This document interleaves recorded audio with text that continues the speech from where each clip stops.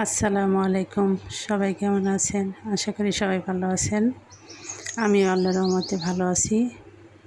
এই তো আমি আজকে আমের খাটা রান্না করব। পানি দিয়ে দিলাম, পানির ভিতরে আম দিয়ে দিব।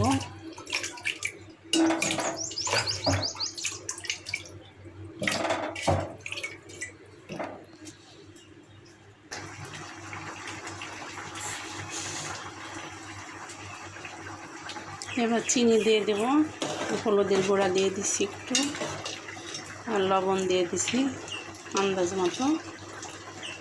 এবার চিনিটা দিয়ে দেব।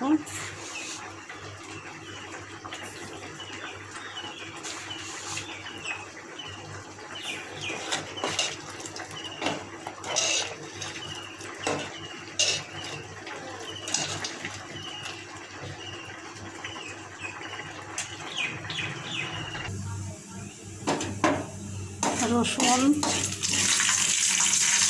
শুকনো মরিচ একটা, সরিষা দিয়ে দিলাম। এটা ভেজে নিয়ে আমের খাটার ভিতরে দিয়ে দেব।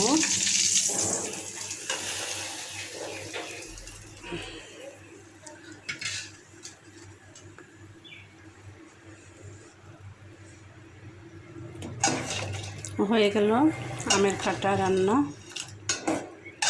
আমরা এইভাবে আমের দিনে কাঁচা আমের সময় এইভাবে খাটা রান্না করে খাই। গরমের সময় খেতে ভালো লাগে।